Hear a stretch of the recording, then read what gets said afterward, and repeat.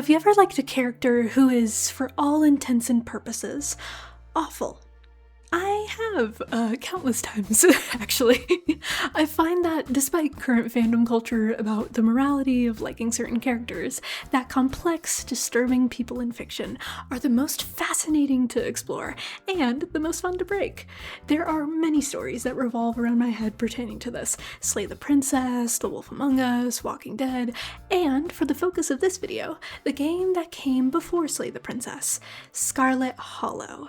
Scarlet Hollow is a story where you meet your cousin Tabitha for the first time in the mining town of Scarlet Hollow. Following your strange aunt's passing, it's this tentative dance between the secrets of the town and keeping up appearances while you wait for your aunt's funeral. There are no wrong choices, but there are difficult decisions, and whatever ones you make, you will have to live with. Unsurprisingly, this video will contain spoilers if I'm to reveal the secrets of these people, so if you're like me and you can forget an entire video months after watching it, then you are in the clear. But if you just want to watch it anyway, it's fine. But in Scarlet Hollow, each character is very much themselves, but the facets you see of them are shaped by how you interact. This doesn't sound revolutionary for a visual novel, but if you've played this game, you know that even the most minute decisions, like whether or not you have a bag of boiled peanuts, drink a cup of tea, or linger on a conversation for too long, could have terrible implications down the line. Great for my safe scumming ass, but horrifying for the part of my brain that loves picking every dialogue option. One of the characters that has the best example of how your actions shape the story, and this person, is your aforementioned cousin Tabitha. She is a sad, greasy, wet cat of a human being who very much has her guard up. She eats the same comfort foods dozens of times over, has strict boundaries for what you can and can't eat, even if you are allergic to the one option that she has, which is PB&J. Hit her with the peanut butter and jelly. Has very strict deadlines for you not leaving the estate, you not going into town too frequently, doesn't even let her housekeeper clean the part of the house that isn't crumbling off the side of the cliff. And the part that isn't crumbling off there, still has some problems. Outside of the lovely opossum that's in your drawer, that's Destin. The bathroom, though, is going straight to hell. And depending on how you treat and include her, it dramatically shifts your experience of her character. I love her with all my heart. That's my girl. That's the cousin that pulls through. I also want to throw her down a cliff. The duality of Tabitha is well known in the fandom, especially because Tabitha is a creature whose life is built on the family burden she's carrying, the secrets that you uncover differently depending on how you play, the traits you choose if you ask too many questions that make her put her guard up more, or if you ask for her help. I had the very fun experience of using multiple playthroughs with different main characters and getting to push against Tabby's strict requirements, slowly learning how to break down her walls, portions of the story with each playthrough, and it was a treat. I have also come to the realization that I can't make her hate me. I feel so bad. Every time I try to do a let's make Tabitha suffer route, it immediately gets shot down the moment I see her vulnerable for like 1 second. Look at her when you say that you miss her. Look at her little smile when you tube on. Look at her cry. She wants to go to the sea, okay? I'm a loser. I want to see her happy. Not just happy based on what she thinks is happiness, but what she has truly desired for so long, underneath the expectations of her ancestors. Side note, she's got incredible quips that can be boiled down to absolute bangers. Like, if you children were born at a different time, you would have worked in this coal mine and gotten some actual character. And see, it's trendy when talking about locking you in a dungeon. Are you having a stroke? Am I having a stroke? Are we both having the same stroke at the same time? I'm paraphrasing off of memory. I don't have the quotes like right in front of me directly, but let it be known, I don't condone the things she's saying. It's just absolutely wild to go through pieces of dialogue and then stumble upon whatever she says every time she opens her mouth. Oh my god.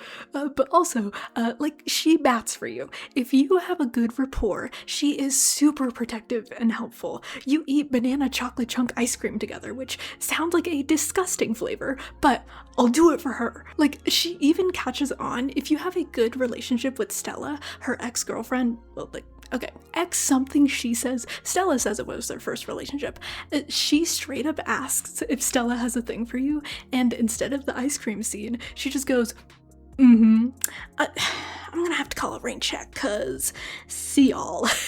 And just leaves you and Stella together. She genuinely is just like, alright, homie, you have my blessing. You can actually still leave this convo and still have ice cream with her, and it's so sweet.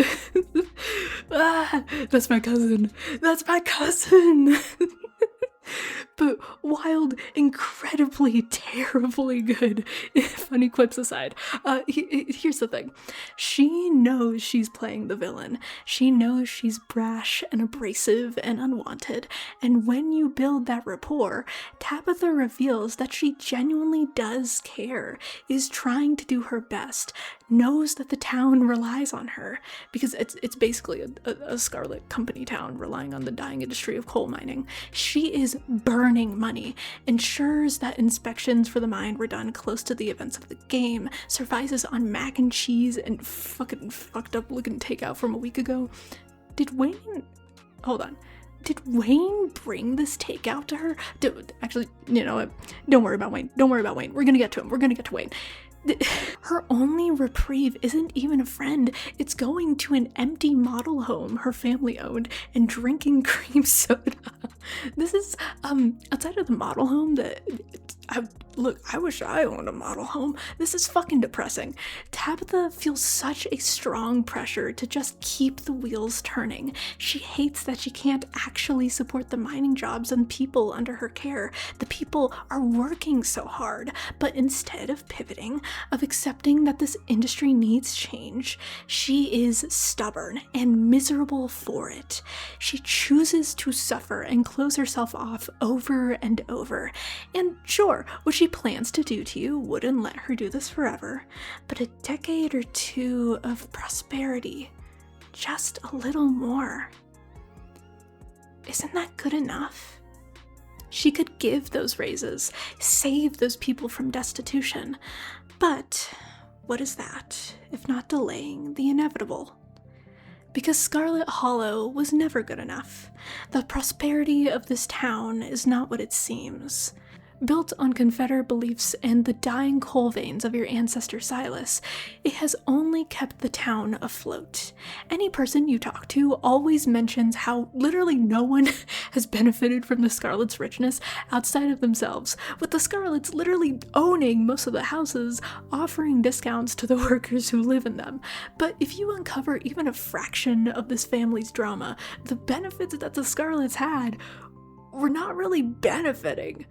See, Enoch, one of Silas's great-grandsons, really wanted to bring prosperity to the town after a mining collapse, and so he gathered the aid of a witch and summoned an entity, one that would keep the town flourishing in exchange for the entity possessing the body of one Scarlet. But Enoch didn't like playing fair. And so, he cheated the entity and Scarlets alike every time, sacrificing his brother who was disabled because of the mining collapse Enoch caused, seeing his brother's possession as something he would finally be useful for. God, he's so nasty. I love that ableism. Dude, you're telling me that a guy with a Confederate flag in his office looks down on other human beings? No, never. I hate this dude. I hate this dude so much. It's gonna get worse. Somehow it's gonna get worse. I'm gonna warn you. The entity was frustrated that it had given Enoch everything he had wanted, and yet the entity did not receive the ability to roam freely in the world, to explore the reality it had been granted passage into, and Enoch agreed. And so, the next vessel Enoch gave him was someone who could move freely. His grandchild, There were multiple grandchildren. One of them talked to what is noted as the boy in the wall when they were in single digits, at least with the way that they misspelled things in the writing practice books. They all seem to be pretty young. There are drawings depicting the boy and themselves, and then this like little wall. Whoa, the boy in the wall. The entity was given a body that could walk, but was locked in a cell, a place that, when you discover it, reeks of neglected humanity.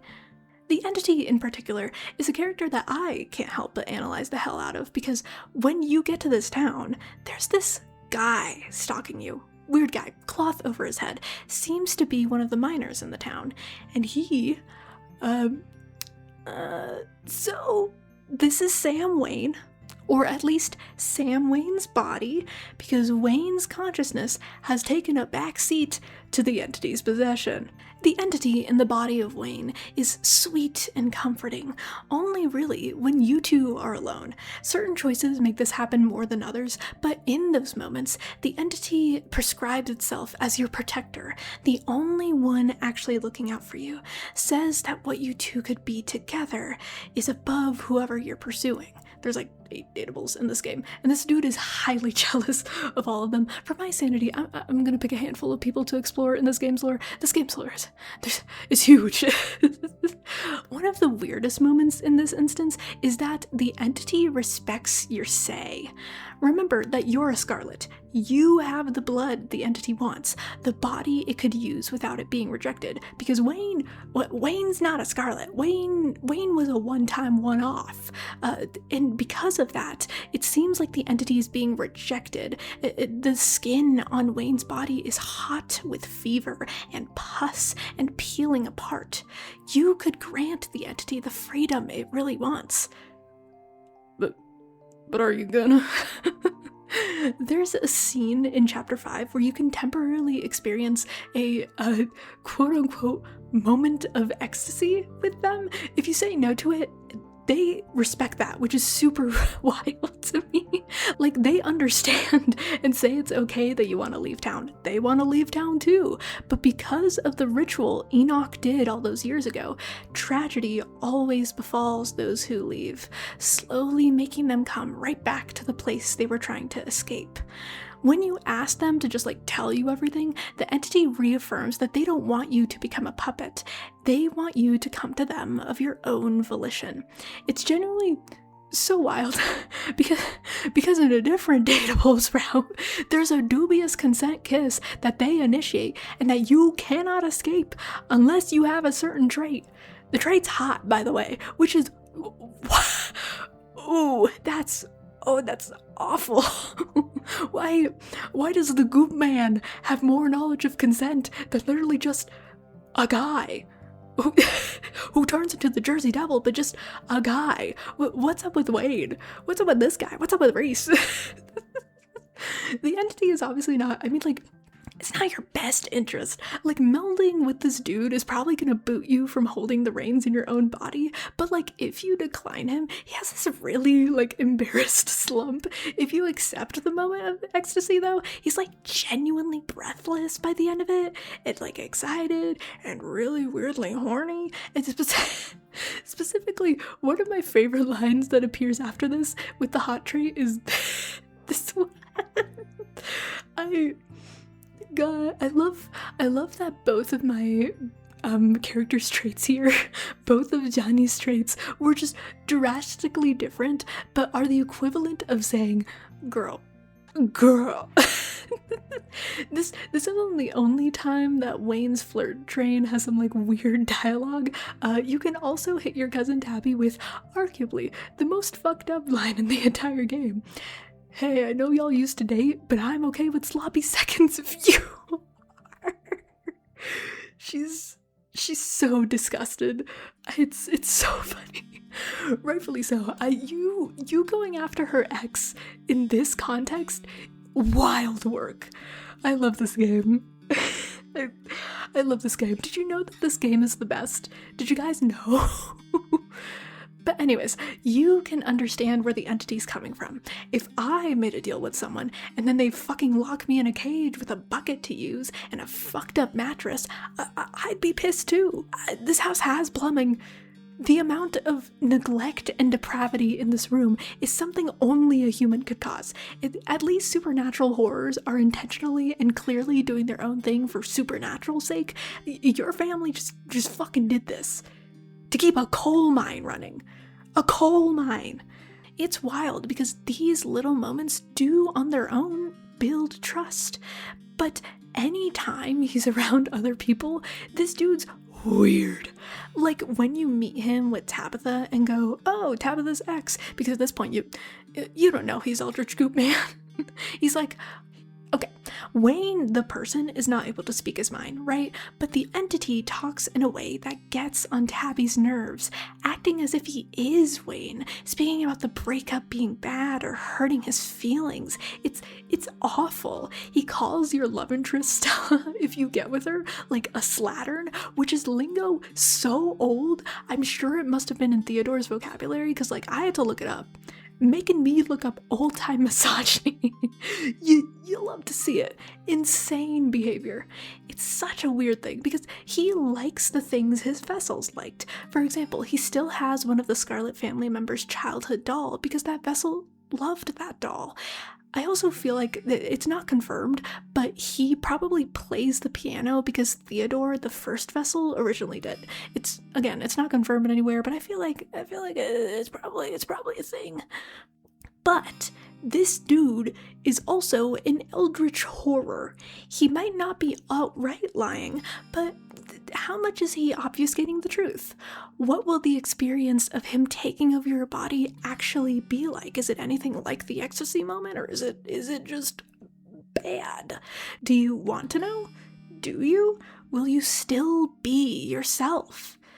There's certain scenes in the game that, with different traits, let you glean when they were possessing the boy in the wall.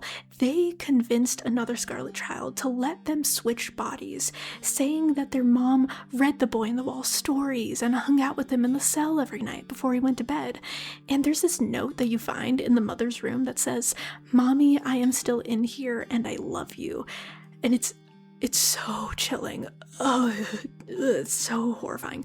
How much, though, is this child actually experiencing versus what the entity is experiencing? How much of this is the entity manipulating the mother and this other kid versus a genuine breakthrough from this little boy? Because it seems like when the entity switched vessels, Enoch was pushed off the side of a cliff on the same day this new child was possessed. Like, it's dicey. So, when the entity inevitably escapes, it's not great because the entity possesses Wayne, who, as we mentioned before, is not a Scarlet, and thus, body is not bodying. outside of whatever juice they put into this angle. Oh my god. Anyways, blah, blah, blah, blah. We went over this. Wayne pre-possession is such a tragic character because Tabitha already had so few people she cared about, and the one lover she finally felt comfortable with after her previous high school love, Stella, was someone it seemed like her mom disapproved of. Her mom, Perlan, from what you can glean with Street Smart and Keen Eye, along with doing some other things like sacrificing years of her life or befriending Tabitha, whichever decision you want to make. Perlan was pressuring Tabitha to have kids and to not stick with any one man for too long, making Tabby jump from person to person the moment Perlan found out it didn't get her pregnant. And Tabby, because of that, has it ingrained in her that she needs to have kids, that it's unfair that other people have that and she doesn't. This is something you find out earlier in the game, which is less sinister then than knowing what you know now. Perlan didn't want grandkids for weird rural South reasons. She wanted them for weird sacrificing their life to the entity reasons. I don't know if these grandmothering practices are meeting the guidelines. And what sucks is that Tabby fucking adored Wayne. From what you gather, people who knew him mentioned that he was a goofball who visited her estate regularly, constantly cracking jokes, a mushy-gushy guy. And because he was worried for Tabby, he found something he shouldn't have in the estate, resulting in Perlan punishing him. and probably the possession. It's something that singes at Tabitha's very core. Every mention of him makes her bristle and brush it off until she breaks. This set of lines in particular is unbelievably tragic. God, they were so cute together. Give me a flashback or a photo of pre-Goop Wayne and Tabby, and my life is yours. Same with Tabitha and Stella. You also get cute little photos of them pre-trauma. Mwah. My babies, they're so cute. But you can get Tabitha and Stella back together in the game. You can see that happen in real time. As Stella would say it, she loves a good crevasse. Sorry. Wayne is basically Stella, but a man. I can't blame Tabby. I would have folded too. In my heart, they're all a throuple. It's polyamory, baby. I can draw what I want. I've been drawing so much Tabby x all of her love interests. I am a fanatic. Fuck Perlan. There is so much tragedy in Tabitha's life. She just wants it to stop. And so, sacrificing you to the entity would be a way. But in choosing not to, she begins to face the reality that this town was already 1 foot in the grave to begin with. Every character has multiple sides to them, not always intentionally, but just like any other person you know has things they may keep close to their chest, this applies to Scarlet Hollow characters. One of the most disturbing ones contributing to the so-called prosperity of the town is, quite frankly, this old lady. Now, I was biased in the beginning because I knew from my obsessive pre-research into Scarlet Hollow that she had some fucked up shit with tea. I didn't really know what that would mean, but I was on guard. Let it be known that no one in this town has 2 parents, and no one in this town has a stable relationship with their mother. Except for Bo. Bo and Irma, they got a good relationship. I'm proud of them. See, the way Sybil treats her daughter Kanika is, surprisingly enough, something many players I watch didn't catch on to. Sybil is someone with a lot of criteria for how you experience her character, in a similar but not as nice way of resolving paths as Tabitha's, although Tabitha's route, if you don't get a great dynamic with her, can get this experience. What you may see is 2 girly pops in love. What I got to see in this playthrough was the fun achievement called Toxic Yuri. Did you know Slay the Princess Creator's new ball? I didn't know Slay the Princess Creator's new ball. Yes, that's Stella, by the way. This isn't a route I liked experiencing with her, though. This route, she does not confront her issues about her parents' death and insists on you being locked up in a dungeon even more enthusiastically than Tabitha does. The description for this achievement is getting the whole YN. That sounds about right. This route feels like being burned alive. She's so icky. I love her, by the way, in every other route. In every other variation, she's my girl. Here, though, whatever makeup banging you 2 had could not have been good enough to convince yourself of this. Could not have been good enough. I don't care how good it was. My main girl had mind bending, leg jellyifying, brain banging with Wayne in this route, and she still doesn't trust him. So how do you jump from this to that? Anyways. Speaking of Toxic Yuri, back to your dynamic with Sybil. This will make sense in a bit. Pretend you're a girl.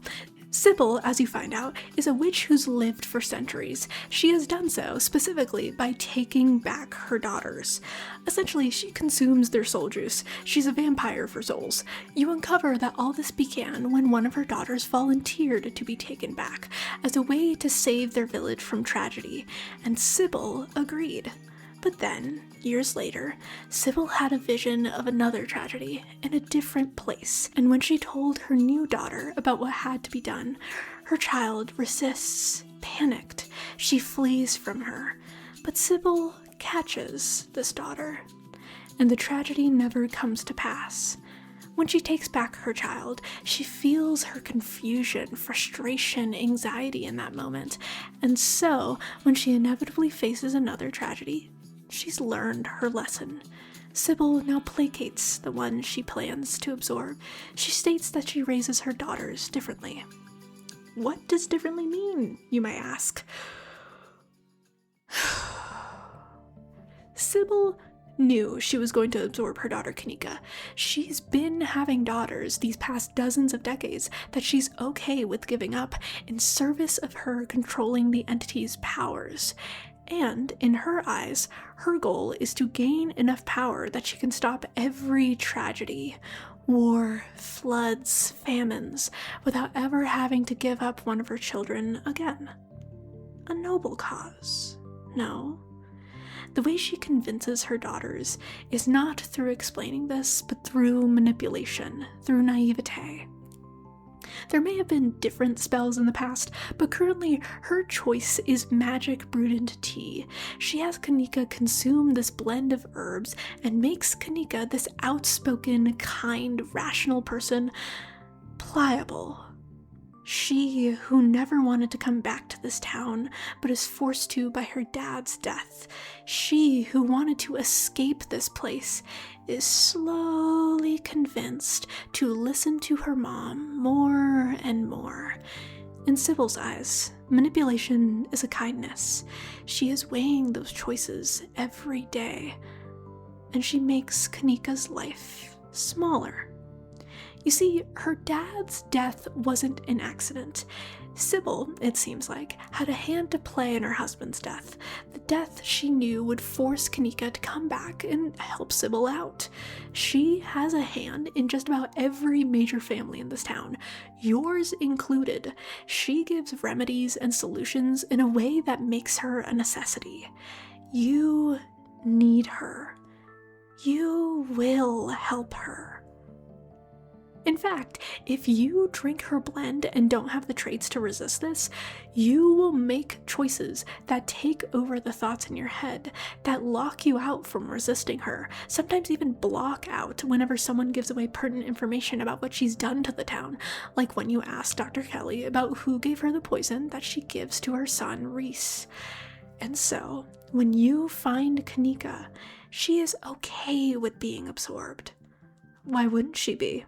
After all, she will finally be useful for something.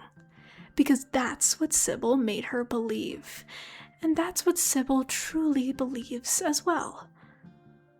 But if Sybil actually cared about reducing harm, why not pass on what she knows? Why not let herself be absorbed? Make her daughters just as strong, surpassing her. Instead, she chooses every time to consume their beings. And if you let her consume Kanika, you learn that she does not just eat her daughters, but she eats their memories and erases them from existence. She takes their place, not just in their families, but in their relationships. And you find this out because if Kanika liked you and you don't have the specific circumstances to resist Sybil's spell, Sybil, in successfully erasing your memory of Kanika, convinces you that you have been dating her. If you have Tabitha here, from what I've seen of other playthroughs and from what I've seen of my own, holy shit, it is hilariously vile. Tabitha's disturbed, rightfully so. Sybil comes back from erasing her daughter's existence and says, "Hey girl, we kissed, remember?" to your cousin who forgets the person they loved. I'd be crashing out too. Especially with the fact that Tabitha's already grappling with how her romances have fallen through. It's such a violation. Also considering that Sybil and Kanika have both mentioned Wayne frequently coming by the shop to see Sybil in what seems like even before he got possessed, which may have influenced the fact that he broke into the estate, especially considering that Sybil has guided other people into uncovering the Scarlet family secrets prior to this, which has had bad results for those people. Not a great track record. The fact that Sybil's okay with dating you also means that she's definitely done this before with her previous daughter's beloveds. To her, it's as if nothing has changed, that she still has these feelings. Okay, then stop.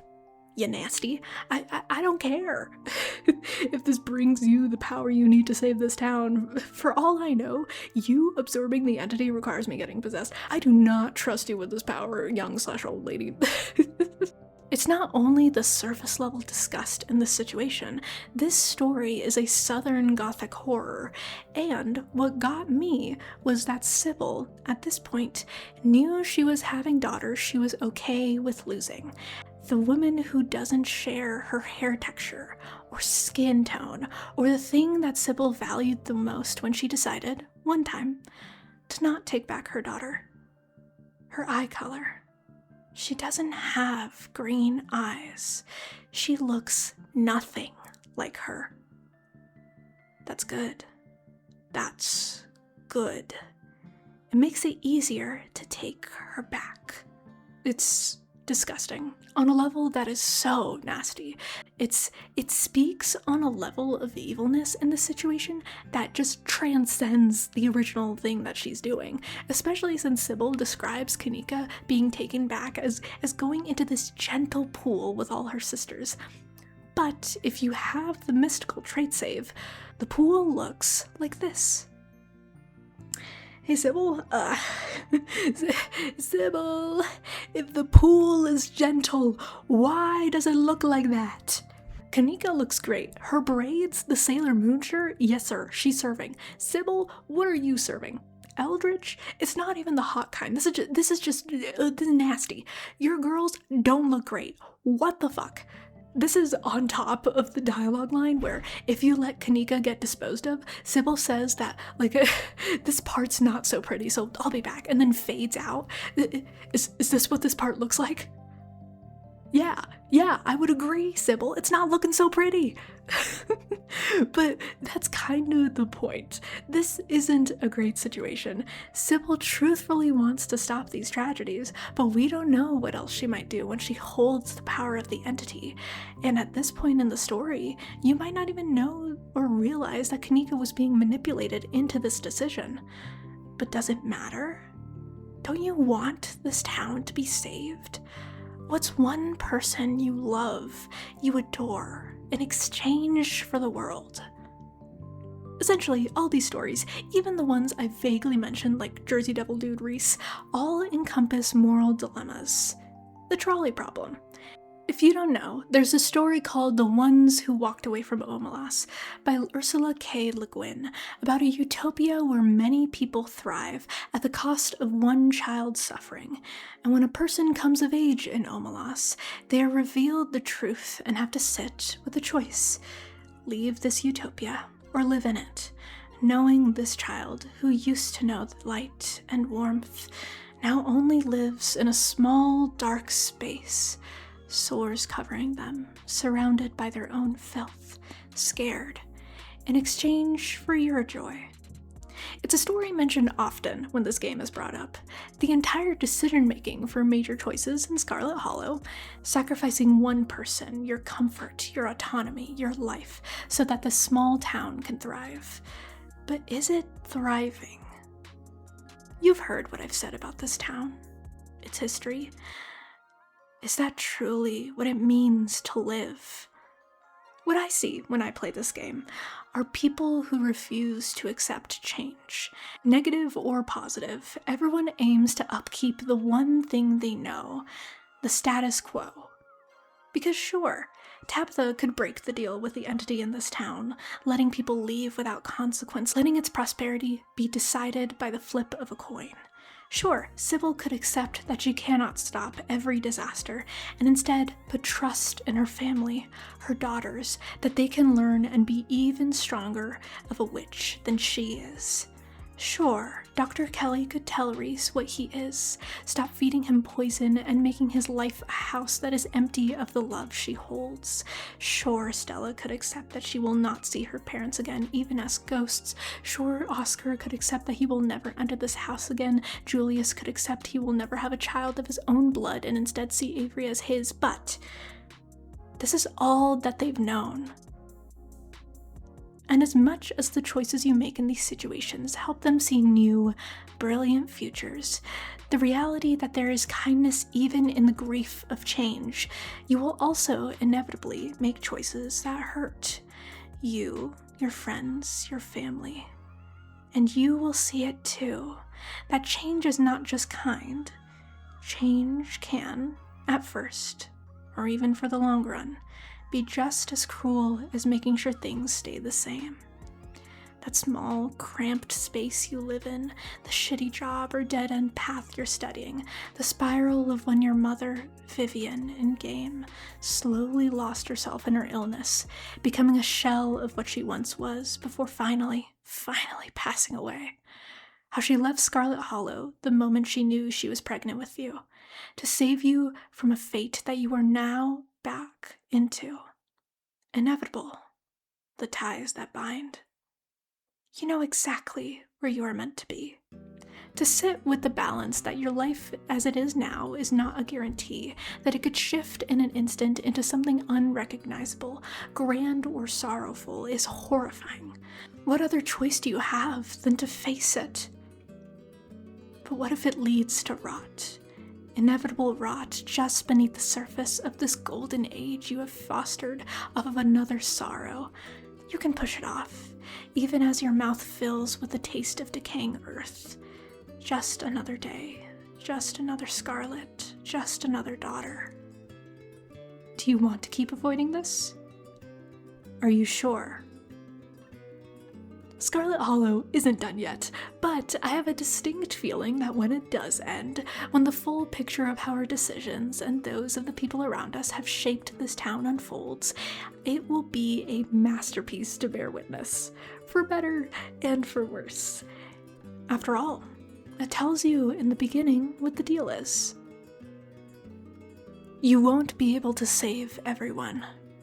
You might not even be able to save yourself. Welcome home. I fucking love this game. When the final chapter releases, prepare for me to be hyperfixated again. Scarlet Hollow and Slay the Princess, this was originally going to be like a discussion point with like Slay the Princess getting in here too, and how it represents change versus stagnation and all, but look, Scarlet Hollow took over my soul. Recency bias is king, and also everyone's talked about Slay the Princess. I gotta find my niche in talking about the story before I like delve into it, you know? It's more fun that way when I find like a little thread to unravel. Thank you to my lovely, lovely patrons. Play Scarlet Hollow. Bye!